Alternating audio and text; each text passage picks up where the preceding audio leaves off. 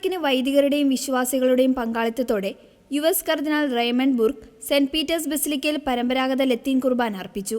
Leo 14 പാപ്പയുടെ പ്രത്യേക അംഗീകാരത്തോടെയാണ് 1962 ട്രെഡന്റിയൻ പാരമ്പര്യത്തിലുള്ള പ്രത്യേക ആരാധനാക്രമം അനുസരിച്ചുള്ള വിശുദ്ധ കുർബാന നടന്നത്. പുതിയ പാപ്പ അധികാരമേറ്റ ശേഷം സെന്റ് പീറ്റേഴ്സ് ബസിലിക്കയിൽ നടക്കുന്ന ആദ്യത്തെ പരമ്പരാഗത ലത്തീൻ കുർബാനയാണിത്. ആരാധനാ പാരമ്പര്യത്തിന്റെ തുടർച്ചയായും സഭയ്ക്കുള്ളിലെ ഐക്യത്തിന്റെ നിമിഷമായും ഈ അനുമതി നിലകൊള്ളുന്നുവെന്ന് UN വോക്ക് ഇന്റർനാഷണൽ സംഘടനയുടെ പ്രസിഡന്റ് ജോസഫ് ഷാ പറഞ്ഞു. അനുമതി നൽകിയ ലിയോ 14 പാപ്പയ്ക്ക് അദ്ദേഹം നന്ദി അറിയിക്കുകയും ചെയ്തു. സ്വർഗീയ അനുഭൂതി പകരുന്ന പരമ്പരാഗത ലത്തീൻ കുർബാന അർപ്പണത്തിന് ലോകമെമ്പാടും വലിയ സ്വീകാര്യത ലഭിച്ചിരുന്നു.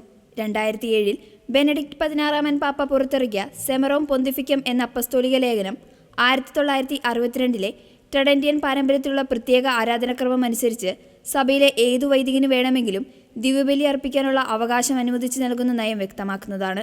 എന്നാൽ 2021 ജൂലൈ 16 ഫ്രാൻസിസ് പാപ്പ ട്രഡീഷണസ് കസ്റ്റോസ് എന്ന പേരിൽ സ്വയാധികാര പ്രബോധനം പുറത്തിറക്കി. പരമ്പരാഗത ലത്തീൻ ദിവ്യബലി അർപ്പിക്കുന്നതിൽ വൈദികർക്ക് പരിധികൾ നിശ്ചയിച്ചുകൊണ്ടുള്ള ഈ നടപടി നിരവധി വിശ്വാസികളും വൈദികരിലും ആശങ്ക ഉളവാക്കിയിരുന്നു.